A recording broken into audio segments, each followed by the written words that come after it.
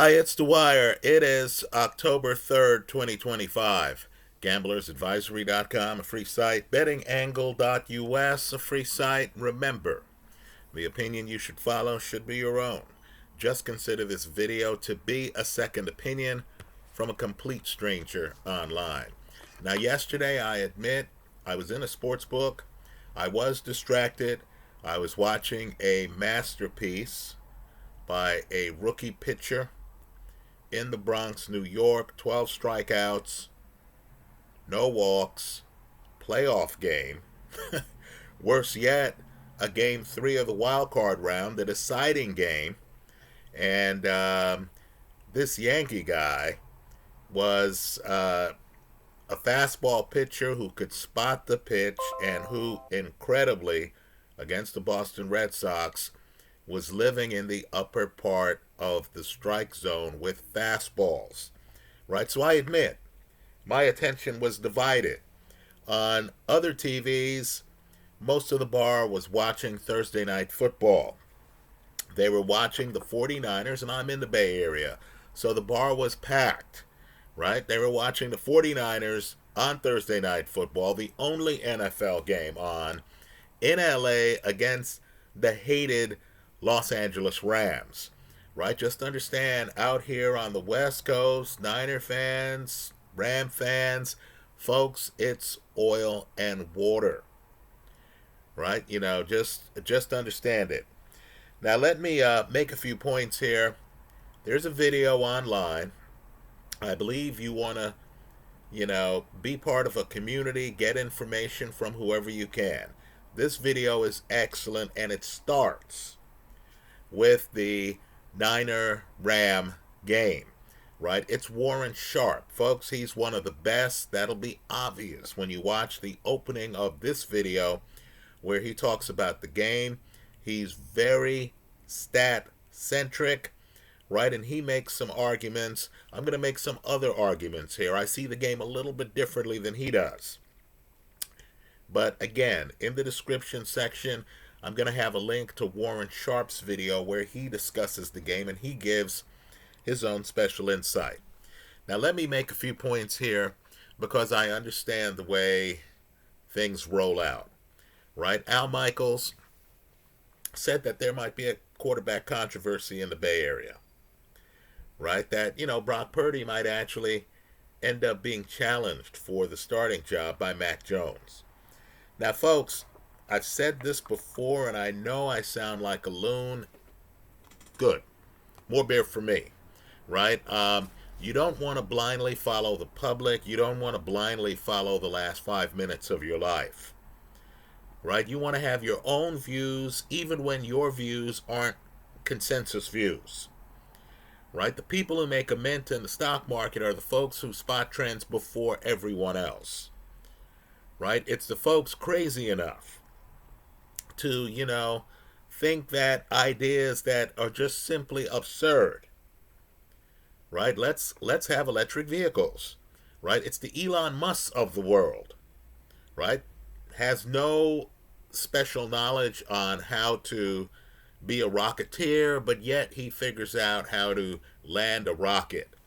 It's outlier thinkers that ultimately rule the day. I'm just telling you from this seat, and I know this is not the way the public sees it. I'm just telling you today what I've been saying here for years. Brock Purdy is one of the absolute best quarterbacks in the National Football League. Right? People might remember a couple years ago, 2023, I was talking about Brock Purdy having a shot at winning NFL MVP. At the time, you got greater than 20-1. Right? Understand, you won that bet when you made the bet because the odds were so ridiculous.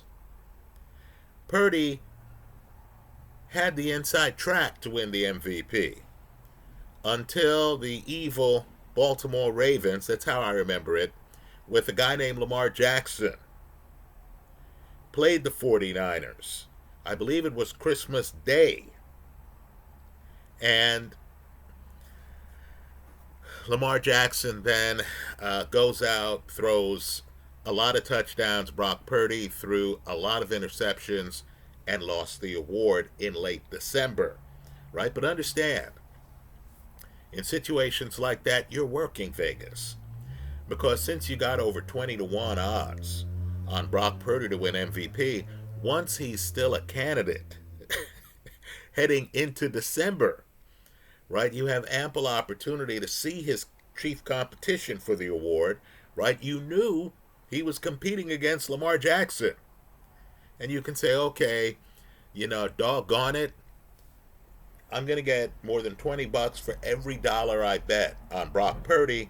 Let me turn around and throw $5, $10 on Lamar Jackson at leverage, because Purdy, is gaining in the odds to win the award.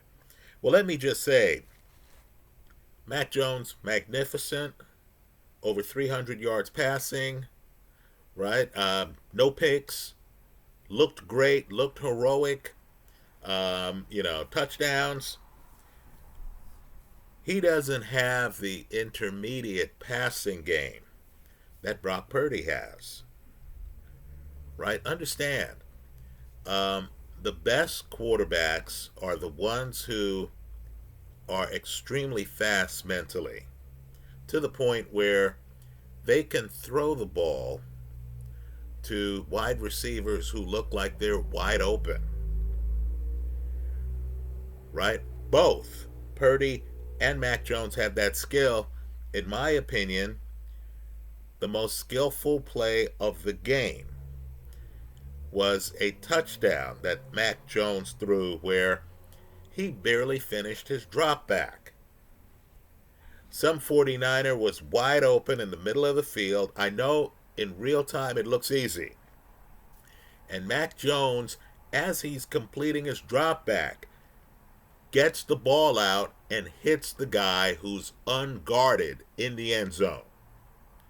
Right? You see the play and you say, wow, how could that possibly be more skillful than Josh Allen having a pocket collapse and then outrunning people, then targeting the corner of the end zone and running to the corner of the end zone. Then some Bill receiver breaks open and Josh Allen throws a jump ball and the guy catches it in a crowd. Right, folks? I'm just telling you, it is more skillful, because 90%, and I mean this, 90% of playing quarterback is being able to read defenses to the point where you can spot the open guy. Now, Mac Jones got lucky on a few throws. He made the wrong decision on a few throws last night and got bailed out by wide receivers. Right? Mac Jones made at least a couple of throws in a triple coverage last night. You see a wide receiver throwing in a triple coverage, even double coverage, and he's not seeing the field. Right? Brock Purdy might not be the athlete that, a Josh Allen is. Right? But Brock Purdy, in my opinion, controversial statement, sees the field better. Right? When you see the field like Brock Purdy, and when you're as accurate as Brock Purdy is, you don't have to be the best athlete at the position. Now, you had a magician on the field yesterday. You saw great quarterbacking on the field, but there was a difference.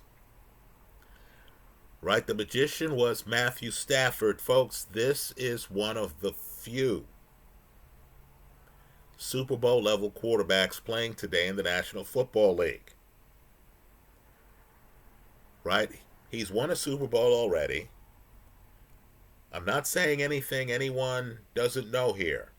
But importantly, he's among the most skilled quarterbacks in the league. One of the most important connections in the entire league right now is him to Devontae Adams down the field. I know Puka Nacua is setting records and has over 50 receptions, and we're at October 3rd. We're not even in the middle of October, right? I understand Puka Nacua is, has a great connection with Stafford, as good as any in the National Football League. But the difference between Stafford and many of the quarterbacks in this league, Jalen Hurts, for example, is that Stafford can go vertical. Right? The key to yesterday's game, the interesting eye-opener in yesterday's game, let me make 2 points. Mac Jones now has beaten Seattle, underrated team, right? Underrated defense. Seattle and the Rams, right? The game yesterday was absurd because George Kittle out, Ricky Pearsall, Juwan Jennings, Nick Bosa, right? If you're thinking about who is this year's NFL Coach of the Year, let me offer a name for the short list. Kyle Shanahan right now, folks, he's an alchemist. Yesterday was alchemy. It's only because the Rams made mistakes. It's only because against Mac Jones, the Rams didn't go man-to-man up on the line to take away the short passing game where Mac Jones is king. It's also only because Kendrick Bourne is new to the 49ers, and somehow he seems to have been missing from the defensive coordinator's preparation. It's only because the Rams thought they were facing last year's Niners, and here was Mac Jones with his go-to guy from 2021, right? The new guy on the Niners destroyed the Rams, and defensively, the Rams, who were in a soft defense, couldn't figure out to go man-to-man on Bourne, right? So Bourne, of course, well over 100 receiving yards. Mac Jones, of course, not even throwing the ball downfield. He's throwing short passes. The Rams seem to have prepared for Brock Purdy, right? They're further back on defense. They didn't make any adjustments, it seemed, defensively at halftime. Right? That's the secret to the game. Kyle Shanahan needs to be on everyone's list for Coach of the Year. How do you go to LA without a pass rush? Right? Nick Bosa's out for the year, folks. ACL. How do you go to LA without a pass rush? With a backup quarterback, without, forget the tight end, without your wide receivers. Handing the ball off to Christian McCaffrey a bit too much. Everyone in the building knew McCaffrey is among the league leaders in touches. How do you go to LA with this team and win this game? Right? How is Mac Jones, the backup, career losing record, 3-0, with wins against Seattle and the Rams in your division? Folks, I'm not saying Kyle Shanahan's the only guy on the short list for Coach of the Year, but you're committing malpractice if he's not on your list. Right now, let's talk about the real revelation here. Besides the fact that with the game on the line, with a horse at quarterback who's thrown for more than 380 yards in the game, with both Puka Nacua, who's absolutely unstoppable, and Devontae Adams on the field with him, right? With a quarterback who sees the field well enough where he can hit other guys, right? The million-dollar question is, why did McVay decide to go with Karen Williams instead of saying, hey, Matthew, win us the game? Guys, we're going to go for it here on, 4th and 1.5 yards. And it's going to be up to the passing game. Matthew, Super Bowl winning quarterback, right? A guy who hasn't fumbled on the 1-yard line in the game. Matthew, drive us home. Puka Nacua will make it interesting, where, we have picks set up for you to be open on the play. Trust Trust all of us. Matthew Stafford knows where you're going to be. Right? Devontae Adams, be in the end zone. Let's send these San Francisco guys home with a loss on this play. Why not have Stafford without Nick Bosa on the field? Right? Fade back, look at the field, figure out the options. I'm sure every guy in the locker room, had that play not worked, would look around and say, well, damn, we understand the decision making. Right? Puka was unstoppable, caught several balls, right? Has caught more than 50 on the year. Devontae Adams has been living in Pro Bowls, is going to be in Canton, right? Is a touchdown maker. Look at the career stats. Matthew Stafford, over 380 yards. That's what we went with on that play, right? The coach is not going to lose the room on that passing play. Against the Niners, you're running Kieran Williams, who already has scored a touchdown, who on a different drive already has fumbled, inside of the 2. Folks, the Niners weren't surprised by the play call. Right? You line up in a running formation. The Niners say, hey, well, if they're going to run the ball, just like they know if we're going to run the ball, it's going to be Christian McCaffrey. We know if they're going to run the ball, it's going to be Kieran Williams. Right? There are less variables here. Fred Warner is thinking, hey, I don't have to worry about Devontae Adams getting behind me because they're in a run formation. Right? Let me creep up to the line to make the play here. Right? So, let me just say, apart from the coaching mistake at the end of the game, the Rams showed you that they have the pieces on offense to compete with anyone.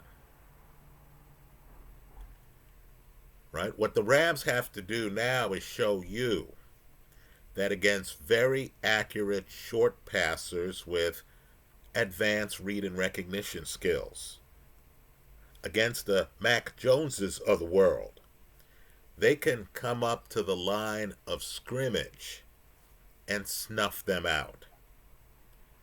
Right? That's the question.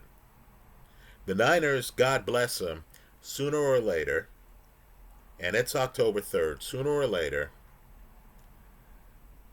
the league's going to figure out that they don't have enough of a pass rush without Nick Bosa, right? And sooner or later, Christian McCaffrey, who has an injury history, is going to start breaking down, right? Jordan Mason is on the Vikings, I believe, right? The star backup he had last year is gone, right? Just understand, the Niners are a little bit thin in terms of running back depth, right? I know they did some trades and stuff like that. Also, some of the injuries. Brock Purdy's toe, right? He tried to come back last week. He's out here. Folks, as baseball people who remember Dizzy Dean or who heard of Dizzy Dean, no, right? As they know in Cincinnati, for crying out loud, now in the NFL, these toe injuries, wow, can they linger, right? If you've ever had a bad toe, right, folks, you are gimpy for months, and you're not playing NFL football. You don't have professional athletes trying to land on that foot. Right? Brock Purdy is going to be gimpy for a few weeks. The Niners are so desperate that when you looked at Mac Jones, you saw the knee brace they were hiding under the socks, didn't you? You saw the guy had a heavy knee brace. You also saw, too, that the guy was getting knocked down. The Niners have the jump right now on teams in the NFC West, right? They've beaten Seattle. They've beaten the Rams, right? They have the jump on those teams. But my goodness, I don't think they have the talent to sustain it. So let me say this. The real news to come out of yesterday, apart from the fact that Ram defense really wasn't ready for this version of the Niners. They weren't ready for Mac Jones. They weren't ready for Bourne, right? They were playing a defense for a different team and got carved up underneath, right? That's the real story of the game. But these Rams, folks, they play Baltimore next week. In Baltimore, they're going to be rested. Baltimore's decimated. As I make this video, we don't even know if Lamar is going to play. You know Lamar would not play if Baltimore didn't need the win this week. You know that, right? It's because Baltimore is off to a bad start. It's because the Steelers have the jump on them. Hell, the Bengals have the jump on them. That there's even a discussion of having a two-time MVP play this week. Well, just understand, for next week, the Rams are coming off a loss to an in-division rival, right? Let's just say I don't think McVay and Shanahan exchange Christmas cards. So they're going to have a bad taste in their mouth because they know they're better than this Niner team, right? Especially this banged-up Niner team, right? No Kittle, no Jennings, no Pearsall. How did they beat us, right? That's going to be the mood in the locker room, right? You know, worse yet, there's that knowledge that we needed 1 yard, and you mean to tell me we couldn't get it down in the red zone? Right then, I don't know what's going on. As someone who had the Rams against the Eagles, someone's going to have to explain to me what's going on with, the Rams kicking extra points and things like that. I don't, the Ram kicking game, that's an adventure right now, isn't it? But let me say, these Rams are much better than the Baltimore Ravens. If the Ravens lose this week, folks, their season's over.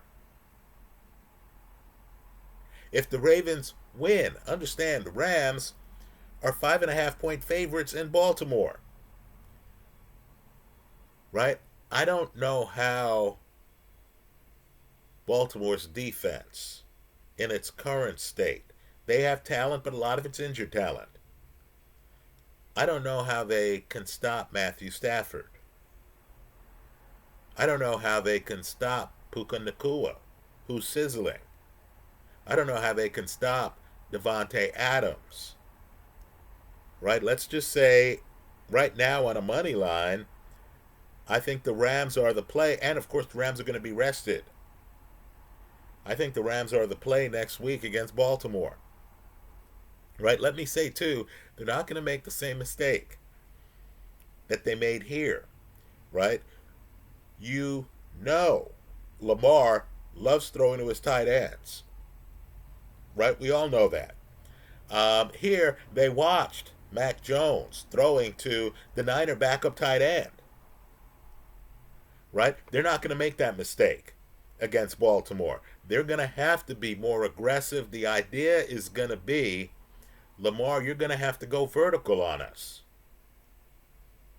Right? Other than Zay Flowers, who do you have to do that? Right? So this Ram team coming off a loss, right? Niners have the lead on them, right? Deservedly so, because, head-to-head matters, especially when you're beaten in your own home stadium, right? So the Niners had the lead on it. I think it's a soft lead. I don't think the Niners have enough to keep off the LA Rams. The $1 million question in the room, and it's a big question, because I can tell you Seattle has an elite defense. The $1 million question in the room is, can Sam Darnold keep what he has going the rest of the regular season? Because if he can, I don't think the Niners, who beat Seattle earlier this year, I don't think the Niners can hold off the Seahawks. Right? Recognize, too, that the Super Bowl is going to be played in an NFC West stadium. Right? It's going to be played in Santa Clara, a bus ride away from where I'm making this video. right? It's going to be played in Northern California. It doesn't have to be the Niners in the Super Bowl to have a distinct edge, right? It could be teams that play here every year, right? The Rams know the stadium. Seattle knows the stadium. Folks, the stadium's a little bit different than a lot of other stadiums. It's a real vertical stadium, right? It doesn't have a roof on it, so it's going to be outdoors. I know Detroit fans are cringing on that.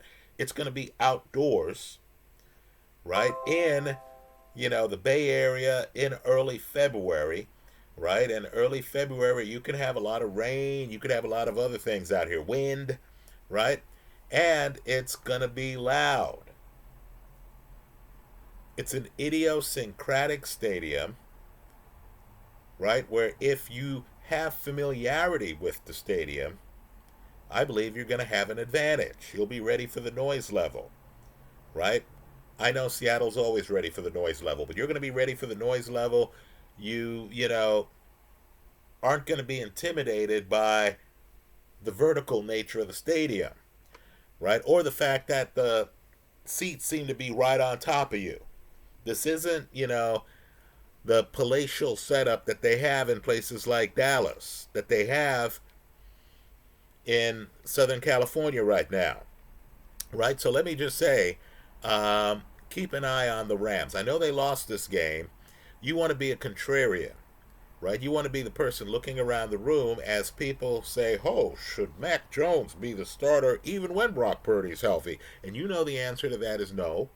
Right? You want to be the person in the room who, as everyone is saying, oh, gee, should McVay keep his job? Why didn't he kick the field goal? While the pundits are out in force, quietly look around the room. Figure out that Karen Williams is actually a damn good running back, that the Rams have a lot of talent, and that they have the quarterback to pull it off, and they're in a winnable division. The team ahead of them is running a general hospital, right? And even if they get back the guys who are out, they're not going to be able to get back Nick Bosa. They have a problem applying pressure to quarterbacks, right? Chances are, hate to say it, but it's reality, Christian McCaffrey is going to get hurt sometime this year.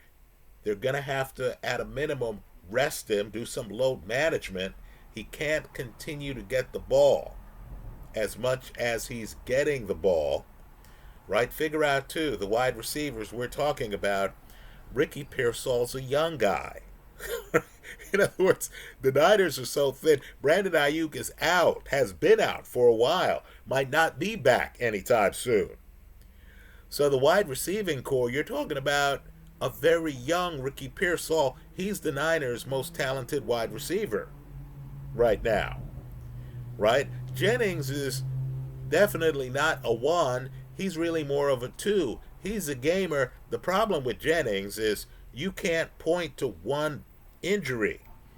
This guy is physically battered, and it's early October, right? So I'm expecting the Niners to fade a bit. The Rams are live. The key game for the Rams is 2 weeks from now. Right? Not the Baltimore game in Baltimore, which I think they win.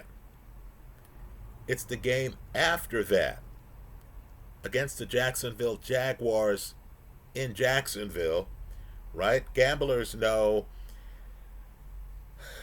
teams on road trips, that second consecutive game on the road, the team's going to lose focus. I know there's a cottage industry out there criticizing Trevor Lawrence. Folks, the Jaguars are not about Trevor Lawrence these days, or Travis Hunter. They're about the defense, right? How good is Jacksonville's defense? Folks, that's a big question for handicappers right now. In 2 weeks, we might find out. Those are my thoughts. Let me hear yours in the comment section of this YouTube video. I'll have the link to Warren Sharp in the description section. Thanks for stopping by.